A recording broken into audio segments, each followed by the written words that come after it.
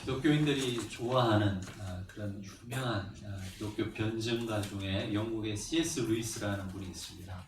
그분이 쓴 책도 많고 얘기한 것도 많은데 제가 그분의 이야기 중에 이 말 참 좋아합니다. 그분이 이렇게 이야기했습니다. 하나님은 우리가 즐거울 때 속삭이시고 우리의 의식이 깨어있을 때는 말씀하시며 우리가 고통받고 있을 때는 소리쳐 외치신다. 우리가 평탄한 삶을 살아갈 때는 하나님을 잘 못 느끼지만 고난의 삶을 살아갈 때 하나님께서 우리에게 말씀하시는 그 말씀, 그리고 우리가 하나님을 향해서 가진 그 마음이 더 간절해진다. 그런 의미로서 우리가 생각할 수 있을 것 같습니다. 코로나로 다들 힘든 시기를 보내고 있습니다만은 하지만 역사를 보면 늘 위기는 새로운 기회임을 우리가 알 수 있습니다.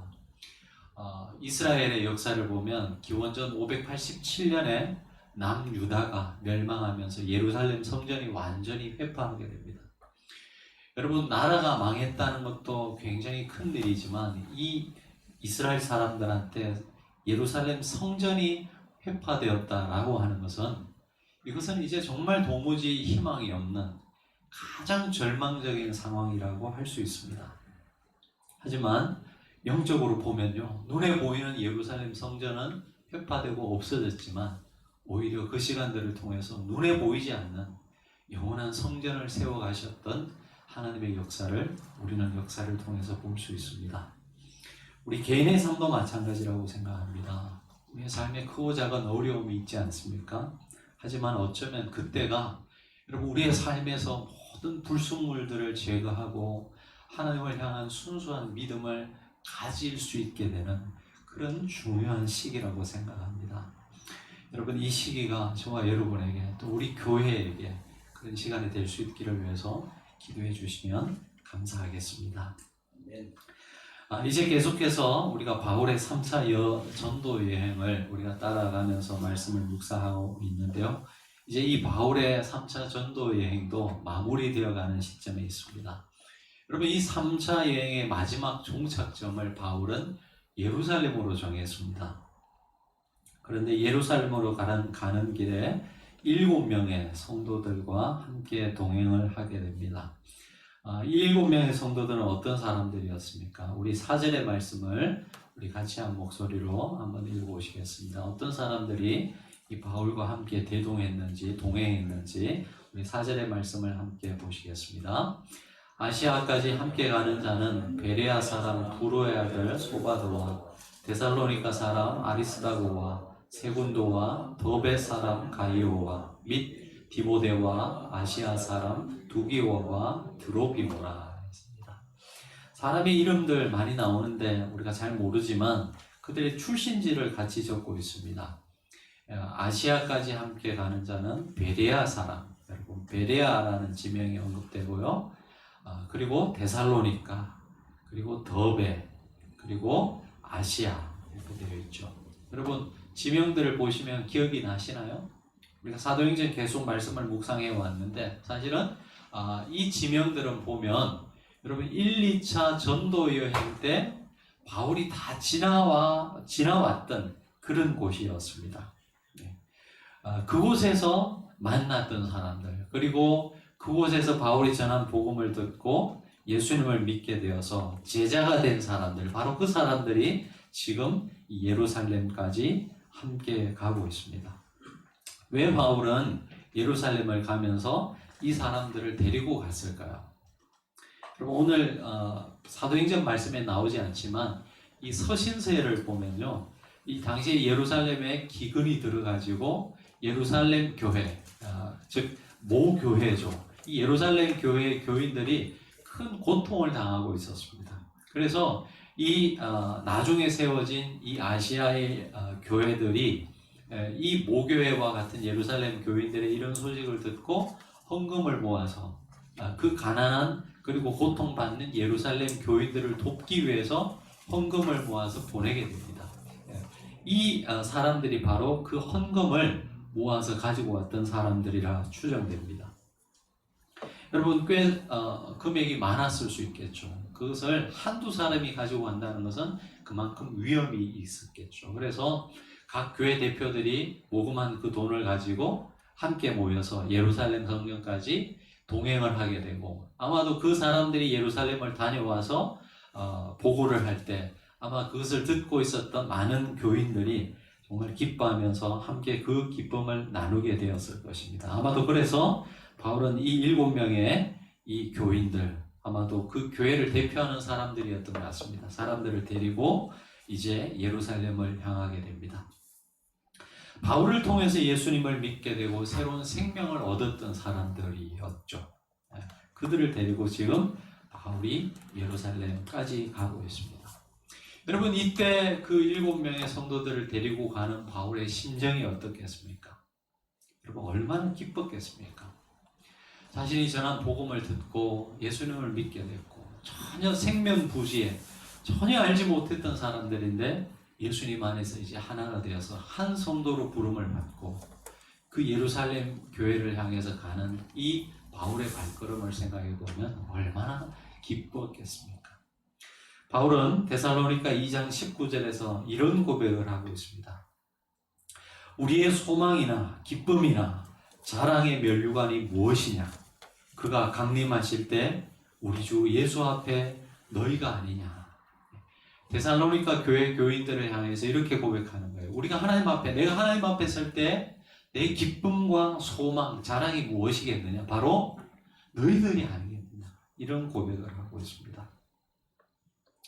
여러분, 지금 이 예루살렘까지 함께 동행하는 이 성도들은 바울이 어떻게 자신들에게 복음을 전했는지 알고 있었습니다. 바울이 밤낮 일하면서 손수 자신의 생업을 해결하면서 오로지 복음을 전하기 위해서 그 먼 곳에서부터 왔다는 것, 그리고 많은 핍박과 아픔 속에서도 자신들을 사랑하며 복음을 전해줬던 귀한 사람이라는 것, 그들의 제자가 되어서 이제 이 예루살렘까지 동행하고 있는 것이죠.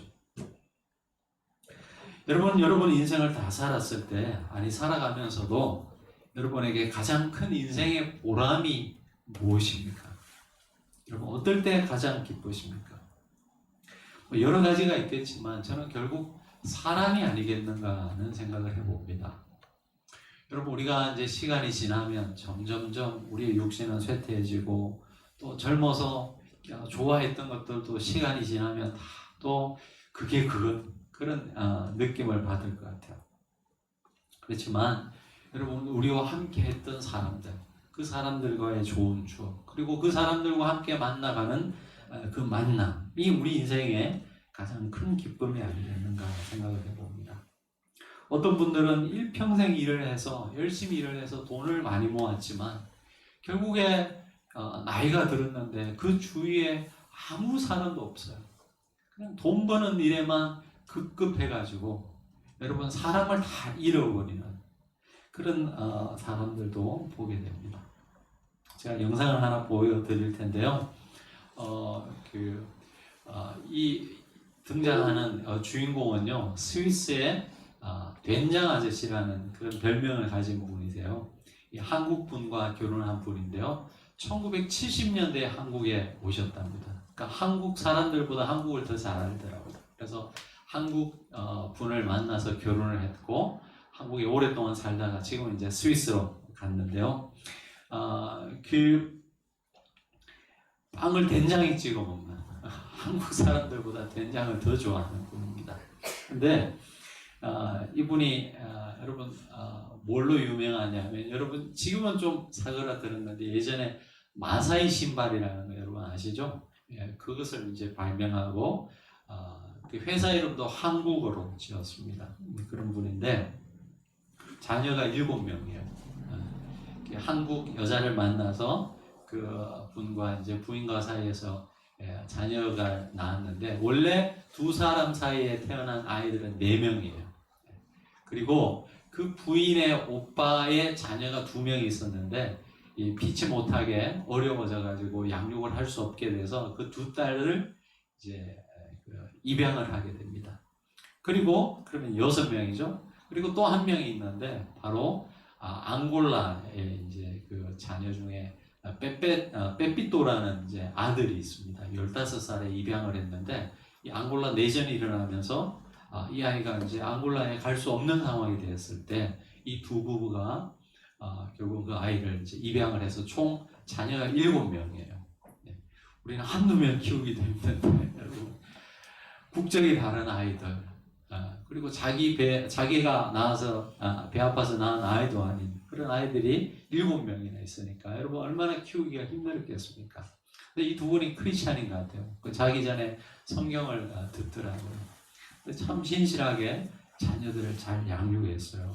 그러면서 이제 예전에 아마 그 인간극장에 한번 나왔던 것 같아요.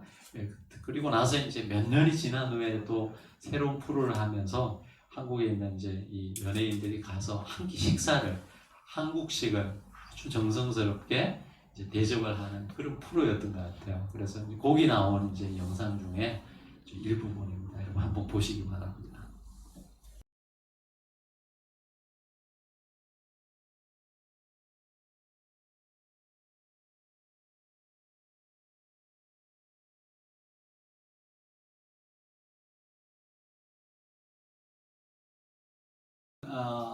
한 자녀를 그 부모가 온갖 사랑으로 다 키웠을 때 여러분 자녀에게 이런 말을 듣는 부모의 심정이 어떻겠습니까? 뭐 그 수중에 물질로 바꿀 수 있겠습니까? 이런 고백들을 그럴 수 없겠죠. 여러분 우리가 하나님께 받은 사랑을 그 누군가에게 나누고 그들에게 복음을 전해서 그 사람이 한 사람이 그리스도인으로 자라가고 어려움을 당하고 힘든 일이 있어도 신앙 안에서 굳건히 이겨나가는 그 모습을 보는 성도의 기쁨, 그것은 성도만이 누리는 특권이라고 생각합니다.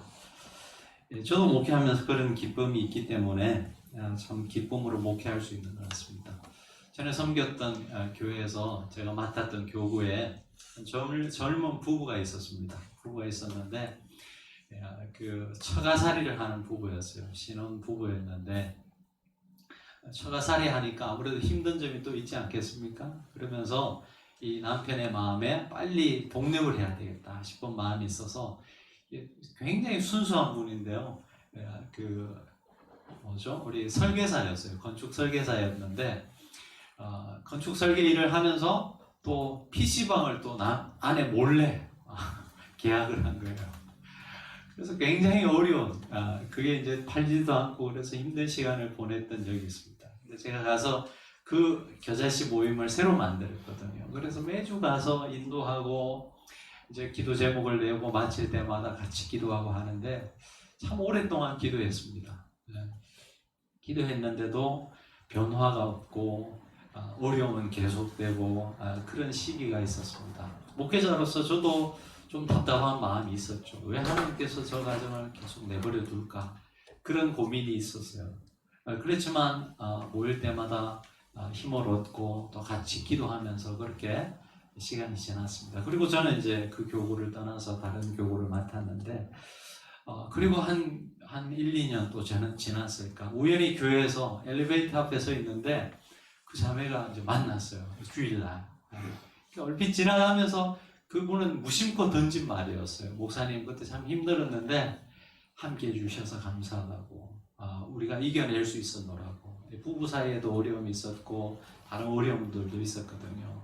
그랬는데 몇 년이 지난 후에 그 짧은 주일날 바빠가지고 서로 이야기도 오래 못했어요. 그냥 엘리베이터 앞에 앉아 이렇게 서 있는데 지나가면서 툭 던지는 거예요. 목사님 감사하다고.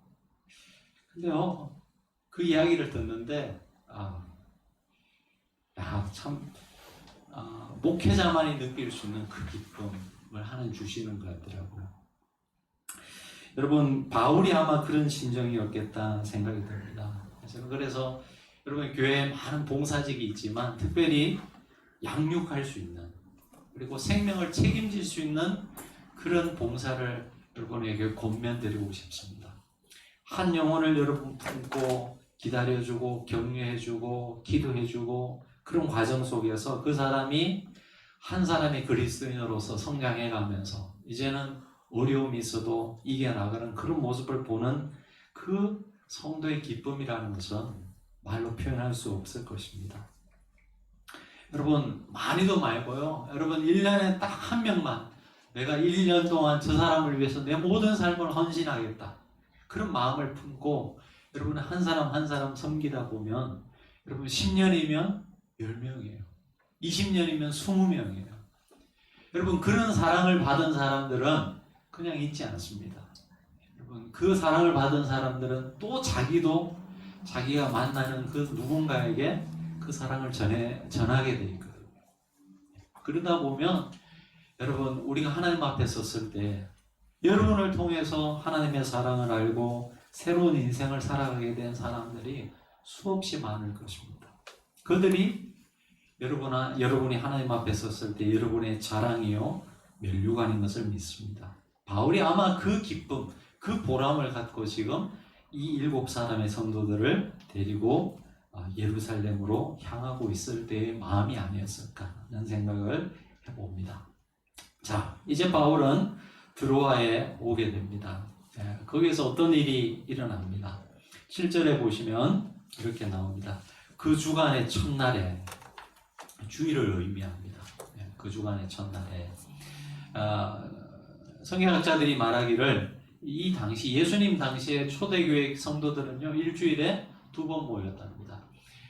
지금 유대인의 안식일, 지금 토요일이죠. 안식일 날 또 모여서 예배를 드리고, 그리고 주님 부활하신 지금 주일 안식 후 첫날, 첫째 날 또 모여서 예배를 드렸습니다. 예배를 드릴 때 오늘 말씀을 보시면 두 가지가 중요한 예배의 요소였어요. 하나는 성찬식, 예수님께서 제정하신 그 성찬식, 함께 떡을 떼면서 식사하는 이 식사 공동체, 그리고 두 번째가 말씀을 듣는 이 말씀 공동체였습니다.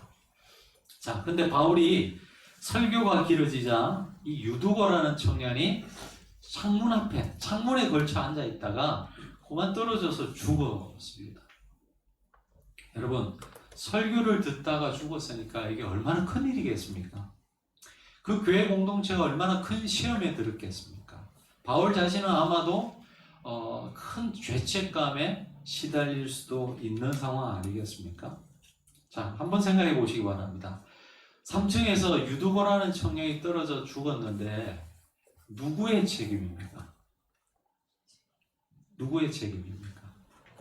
오늘 7절에 보시면요, 바울이 설교를 좀 오래 했던 것 같아요. 바울이 이튿날 떠나고자 하여 그들에게 강론할세 말을 밤중까지 계속하며. 여러분, 설교를 오래 한 바울의 책임입니까? 어떻습니까? 근데 바울은 아마 이런 마음이었던 것 같아요. 곧 7절에 보시면 이튿날 떠나고자 하여, 이제 떠나면 언제 다시 이 사람들을 만날 수 있을까 기약이 없는 거죠.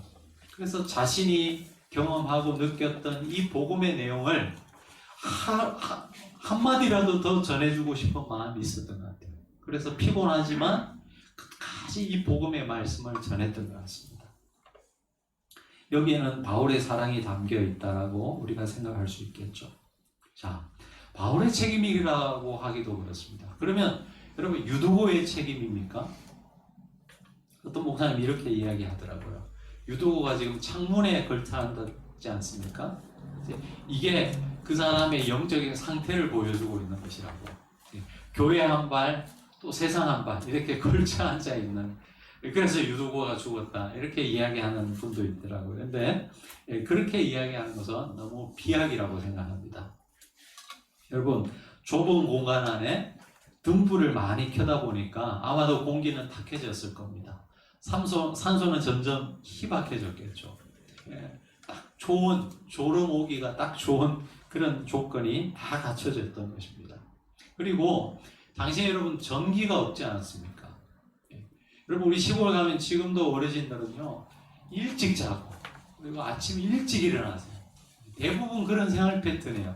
전기가 여러분 발명되기 전까지 인류는 거의 그런 패턴으로 살았습니다. 해 떨어지면 집에 들어가서 자고 새벽 일찍 일어나가지고 생활하는 이런 패턴이었습니다.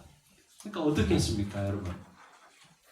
그리고 성경학자들이 연구해 보니까 이 유두고라는 이름은 그 당시에 많은 노예들의 이름이었다는 거예요.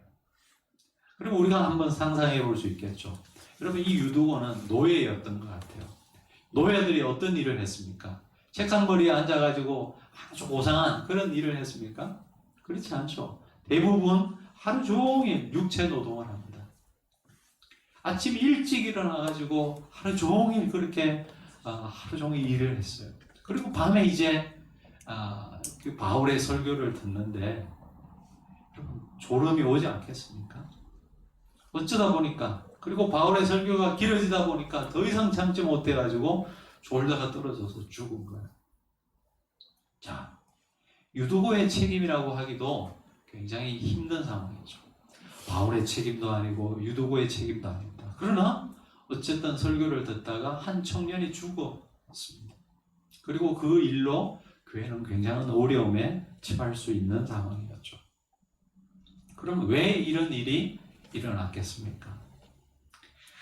여러분, 요한복음 9장에 보면 예수님께서 길 가시다가 나면서 앞을 보지 못하는 그런 맹인된 사람을 만납니다.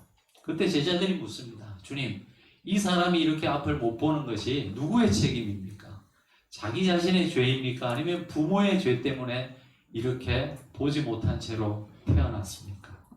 그래서 예수님께서 말씀하십니다. 이것은 누구의 책임도 아니고 하나님이 하시는 일을 보여주기 위함이라고 말씀하십니다. 여러분, 오늘 이 유두고의 이야기도 그런 측면에서 우리가 생각해 볼 수 있을 것 같습니다. 이 사건이 일어난 책임이 누구에게 있는가 물어보면 아까도 말씀드렸지만 누구의 책임도 아닌 거예요.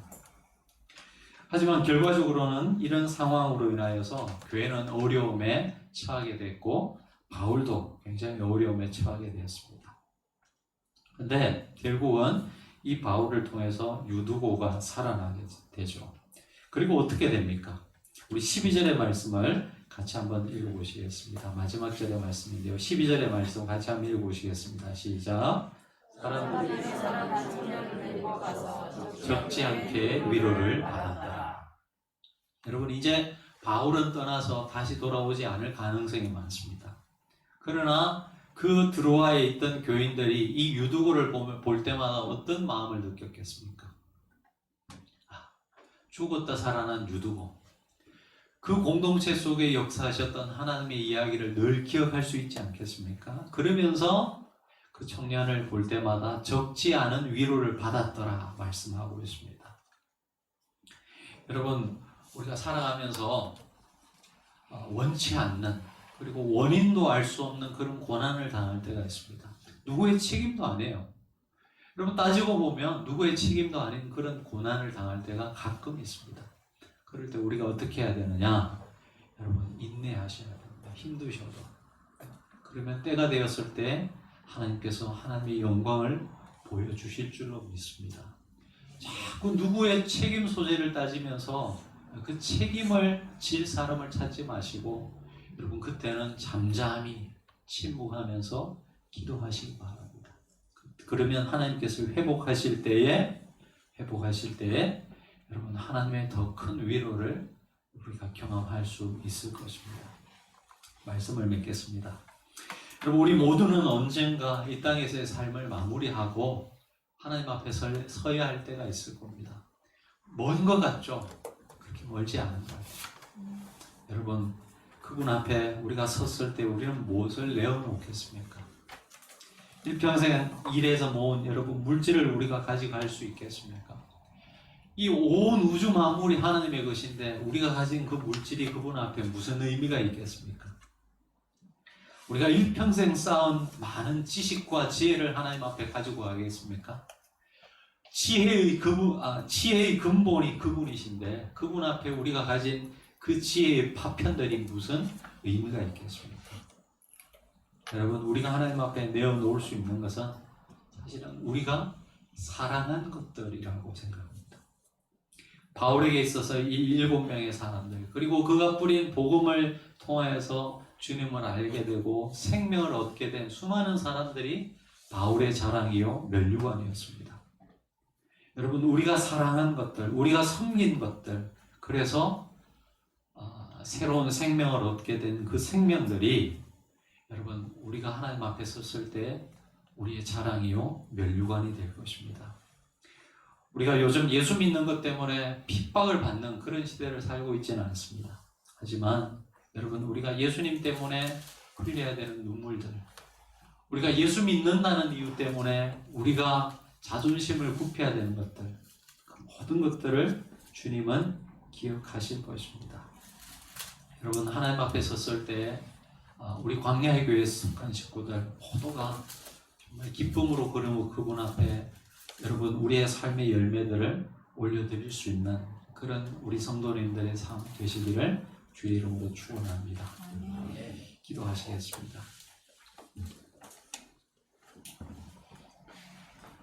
하나님 아버지, 우리에게 귀한 복음 주셔서 감사합니다. 우리가 이 자리에 서 있는 것 돌아보면 그 누군가의 희생과 눈물이 있었기에 가능한 일이었고, 더 따져가다 보면 우리 주님의 십자가 때문에 우리가 여기 서 있음을 고백합니다. 이제 우리가 받은 사랑, 우리에게서 머물지 않고 또 우리를 통해서 그 누군가에게 흘러갈 수 있게 도와주옵소서. 하나님 아버지, 우리가 사랑하고 또 섬기는 것들이 결국 우리의 자랑이요 면류관이 될 것입니다.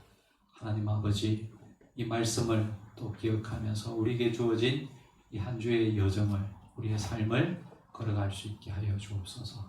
예수님 이름으로 기도합니다.